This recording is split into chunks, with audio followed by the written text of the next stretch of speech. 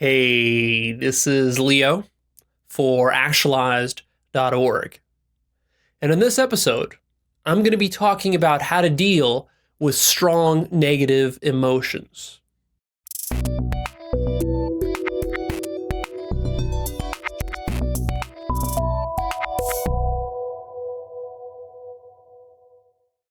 What you're about to get right here is the master key to dealing with all kinds of negative, nasty emotions. This is the key right here. What do I mean by strong negative emotions? Well, I mean the entire spectrum. Everything from sadness to hurt to loss, feelings that you have lost someone close to you, as with a death, the strong emotions and feelings that come with heartbreak when someone has betrayed you or has abandoned you or has left you, fear, nervousness, anger. So all that stuff, all the stuff we hate, how do we deal with these kinds of emotions effectively? I'm going to show you right here. And it's extremely simple. The author of a book called The Road Less Traveled, Scott Peck, he says the following in that book, quote, "The tendency to avoid emotional suffering is the cause of all mental illness. To lead a healthy spiritual life, we must face problems directly and experience the pain involved." End quote. So the solution to dealing with strong negative emotions is very, very simple.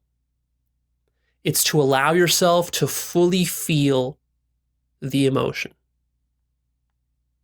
That's it. That's the solution.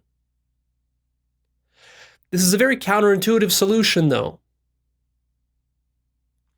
Counterintuitive is an interesting thing because to get success in almost any facet of life and to be doing effective personal development work, if you do a lot of it, what you're going to discover is that success comes from counterintuitive moves. You have to do something counterintuitive that normally your psyche would not want to do. It's like the exact opposite of what you think you should do. It's kind of like instead of running away from your assailant, you charge at your assailant. That would be an example of a counterintuitive move. And it's the same thing here. Now, why is this counterintuitive? Why is it counterintuitive to just allow the negative emotion to wash over you and to feel it fully? Well, because we don't want to let our guard down. And we don't want to be vulnerable. And we think that when we allow ourselves to be vulnerable, that somehow this makes us weak. And this exposes us to danger. And this puts us in harm's way. When in fact, it's actually the opposite of that. But it's hard for your ego to see this at first. It's hard for your ego to accept that it should allow itself to feel the full impact of a strong negative emotion. Because what your ego wants to do is it wants to resist and deny and run away, and it wants to feel pleasant and good. That's what it wants. It wants the candy. It doesn't want to eat the vegetables, it wants to eat the candy. But what we have to do here, if we're going to make this move successfully, and I'm going to help you to do that by giving you a little process, simple but powerful process, is we have to start to become okay with allowing ourselves to be vulnerable. This doesn't make you small or weak or effeminate. It's actually the opposite of all of those. Now, you might wonder, well, why should I allow myself to be vulnerable? If I'm vulnerable, won't I get hurt? Isn't that what's happened in the past? And you're right in a sense, because actually what your psychology consists of, especially if you have neurotic psychology, if you have problems in your life, in relationships and work with finances, all these different areas, if you have problems there, actually, the reason you have those problems is because early on in your childhood, you received wounds and you did open yourself up and you were vulnerable. And what happened is that you got hurt. And so what you did is you had to close yourself down because the hurt was so painful. The vulnerability was so painful that what you did is that you started erecting defenses and various shields to protect yourself. And you adopted certain vows and you told yourself, I will never again allow myself to be vulnerable with people or in an intimate relationship or with my career or with my finances or with some other situation. And you made all sorts of vows like this.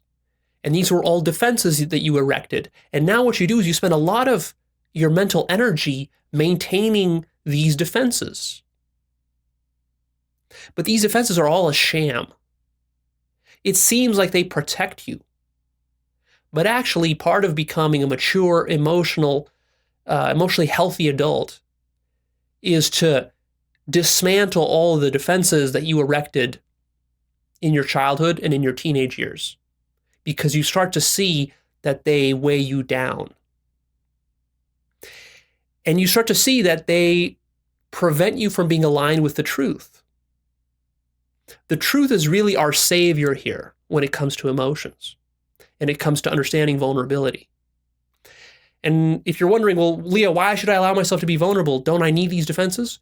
Well, here's the fact. Here's the truth. The real truth that you haven't been admitting to yourself is that you actually are vulnerable. You are. Doesn't matter how many defenses you've put up. You're still vulnerable. Here's an example I like to think about when I think about vulnerability.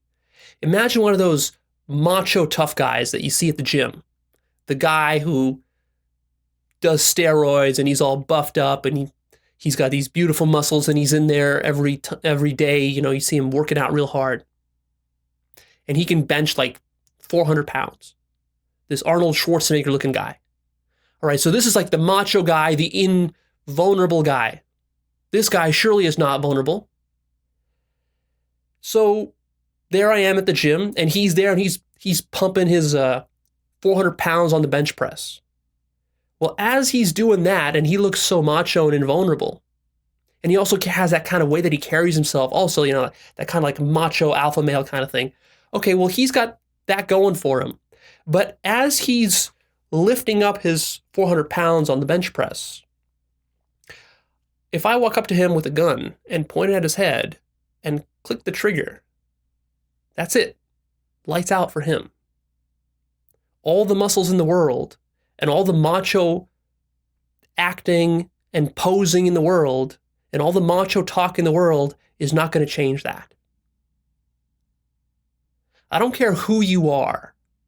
You are vulnerable. I don't care if you're the richest person in the world, the strongest person in the world, a military dictator surrounding himself by thousands of bodyguards. It doesn't matter.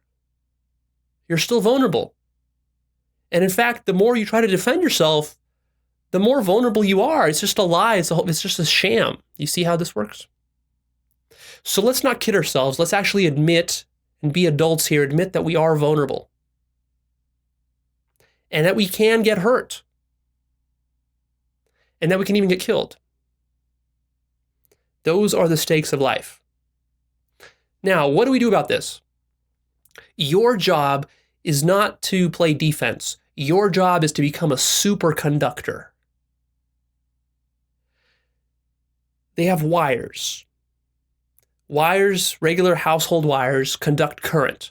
Now, current is conducted through a metallic material, and then this material has a conductive property to it, and it also has something called resistance. Resistance is the inherent nature of the material, the metal, which resists the flow of current through it, and it heats up.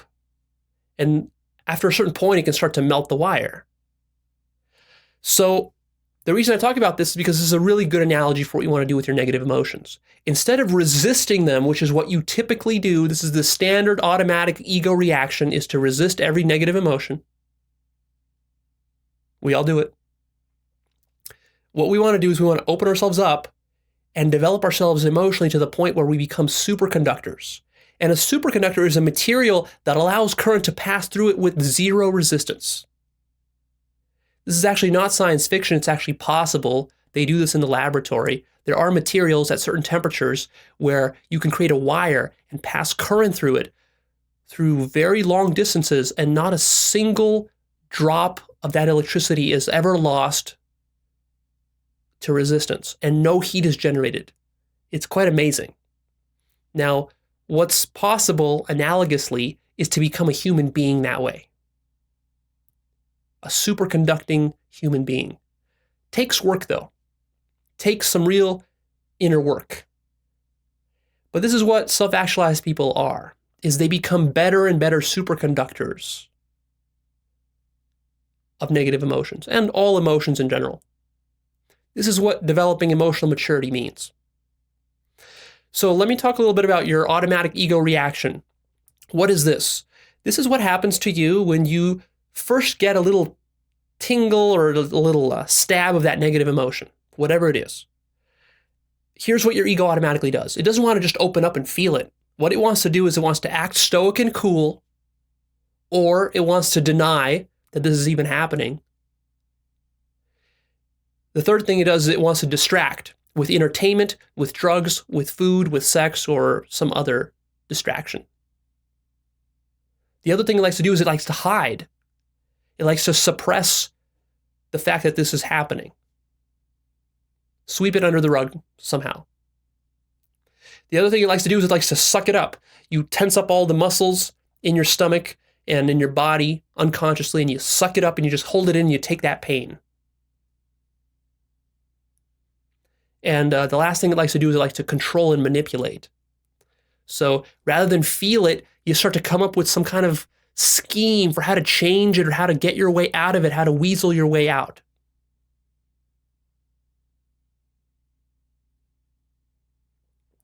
These are all typical ego reactions. This is all the stuff we're going to be fighting against, so to speak, by opening ourselves up and allowing and not doing any one of these. These things here, they kill your ability to superconduct. What happens is they create resistance. And then from that resistance gets created most of your suffering. See, one thing you have to realize here, which is very counterintuitive, is that when you open yourself up and you actually become vulnerable and you let down your guard, you think like, oh, that's going to hurt me. It's going to damage me. But actually, no. When you suffer and get damaged emotionally, it's because you resist. It's because you hold back, not because you allow yourself to fully open up. And that's the counterintuitive thing. And we need to train your mind for that.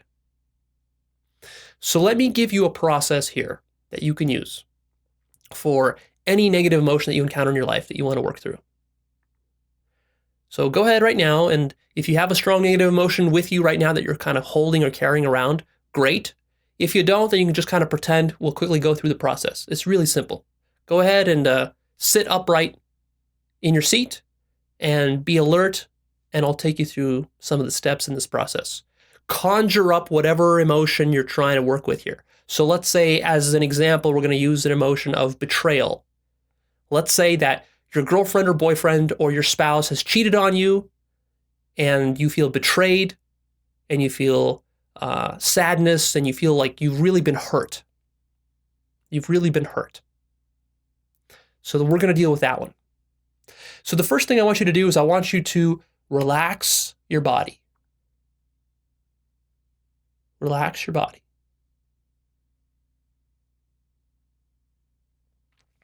Second thing I want you to do is to get into the present moment. Present time right now. Not into your fantasy fairy tale land of where you're thinking about, oh, he did this to me and she did that and I'm going to get them back and all this. No. Right now in the present moment. That means you're in touch with your senses. You're hearing my voice. You're seeing me if you're watching this on video.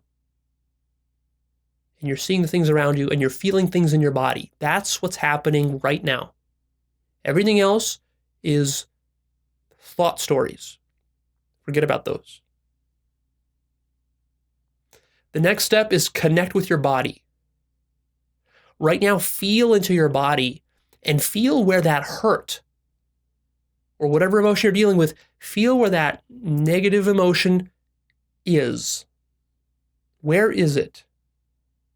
It's right there in your body. It's nowhere else. Feel how it feels.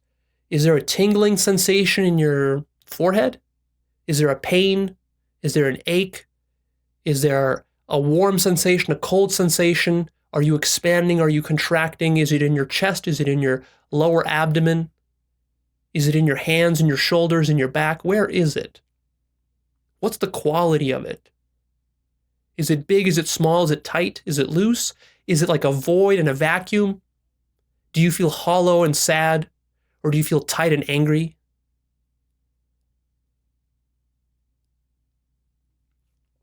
Don't judge anything that's there. Just notice literally what's there. The next step is to fully feel what is there. Open yourself to it and fully feel it. Let it in.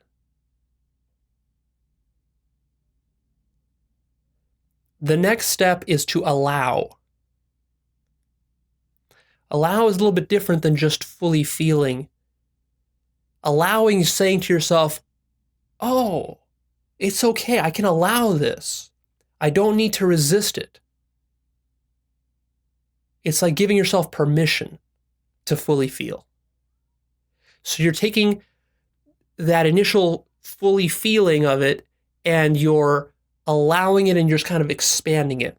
The way I like to think of it is if you have water flowing through a channel and you have a gate, like in an irrigation canal, you can open the gate, water flows, then you can shut the gate real quick. So to allow means you open the gate and you keep it open. And you let the flow, those emotions flow right through you. The next step is to observe with curiosity what's actually flowing through you, through your body.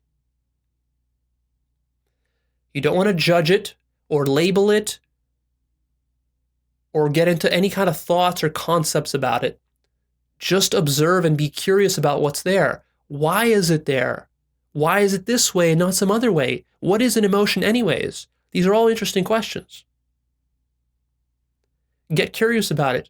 What does hurt feel like? Why do I feel hurt?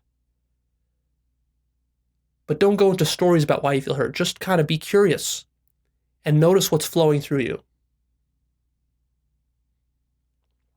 The next step is I want you to allow again. Because what's going to happen is that you're so unused to this.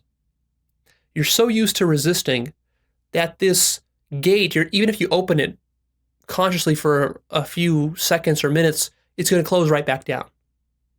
As you're observing these emotions flowing through you, you're going to feel like it's so painful and you're going to be so afraid of being vulnerable that you're going to just close it right down. So again, allow yourself by opening this thing up. Just allow. Give yourself permission to feel it. Feel the hurt. Don't judge it. Don't resist it. And then the final step, which is simply do nothing. Don't do anything. Just feel what's there. Just sit on your ass and don't do anything. Don't distract yourself. Don't go order a pizza. Don't go get some ice cream. Don't go have sex. Don't go starting plans for how you're going to find your next boyfriend or girlfriend, or how you're going to get back at that person, or how you're going to, let's say you got screwed over in a business deal. It's like, well, he screwed me over, so I'm going to do this with my business to... No. Don't do any of that. Just sit there and allow. Your job is to be a superconductor and nothing else. A superconductor is not some fancy role.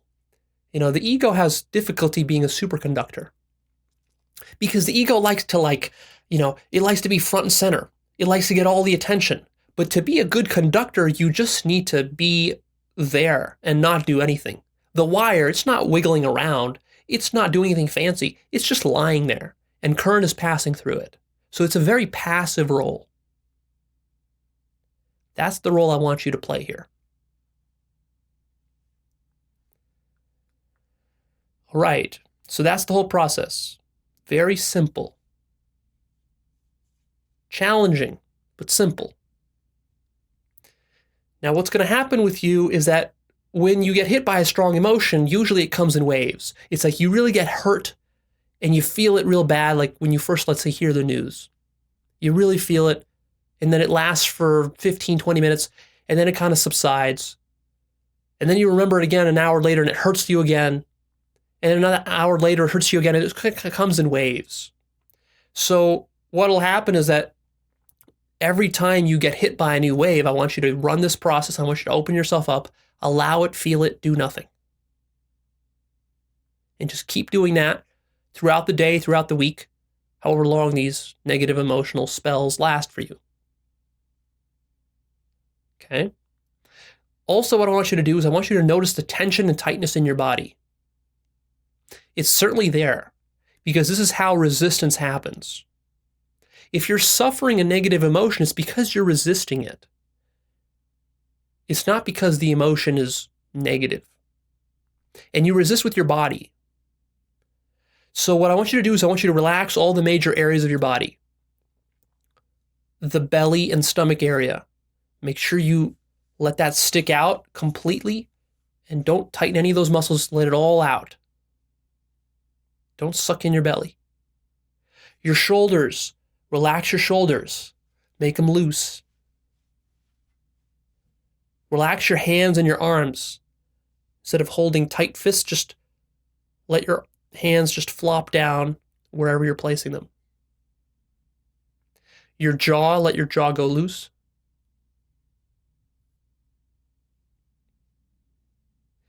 And of course, very importantly, remember to breathe deep.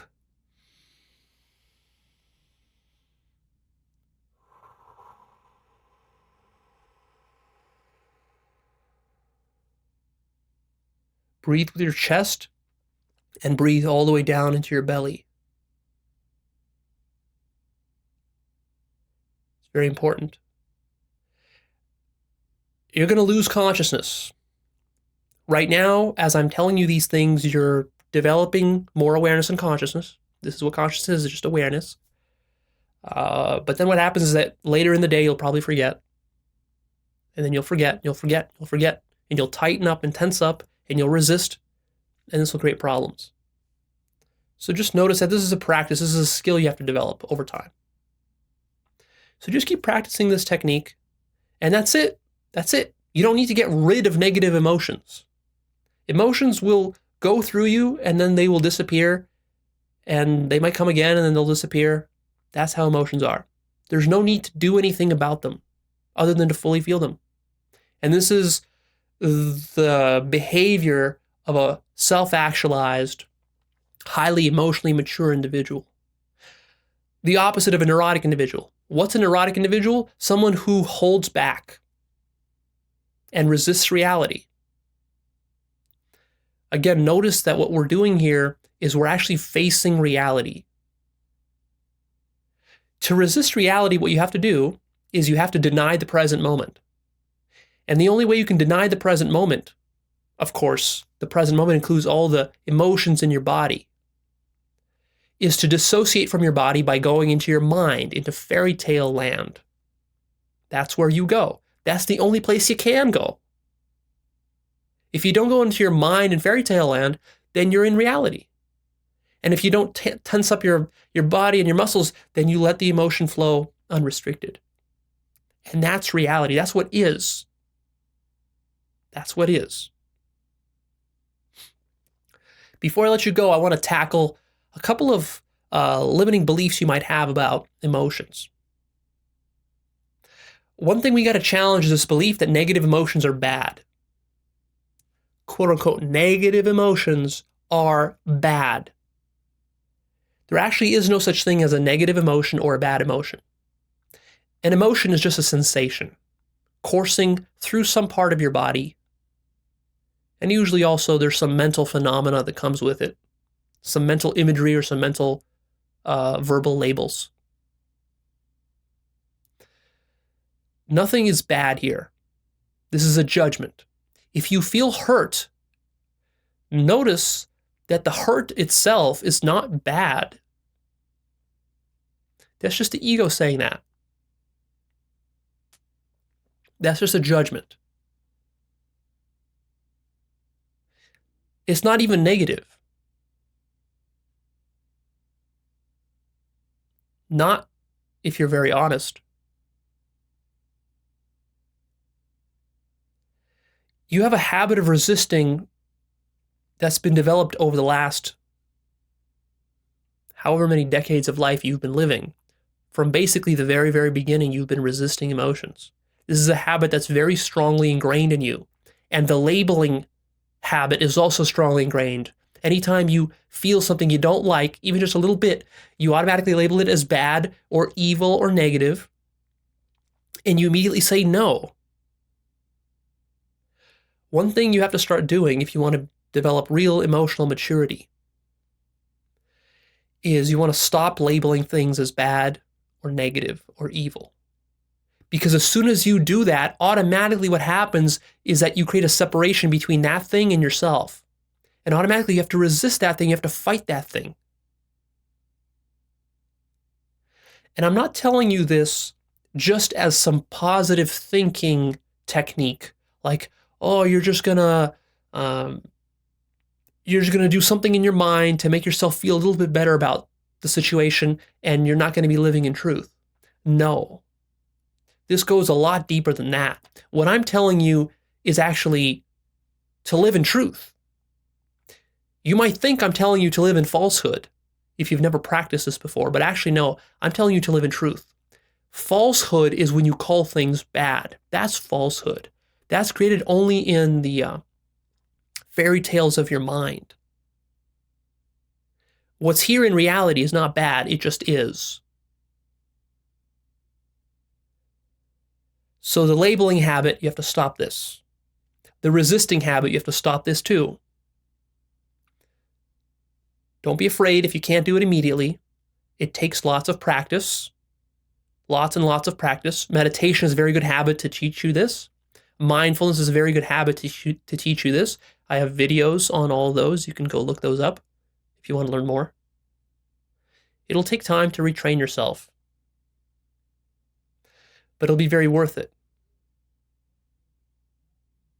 I want you to notice, this is a profound insight, is that the feeling of hurt does not actually hurt you.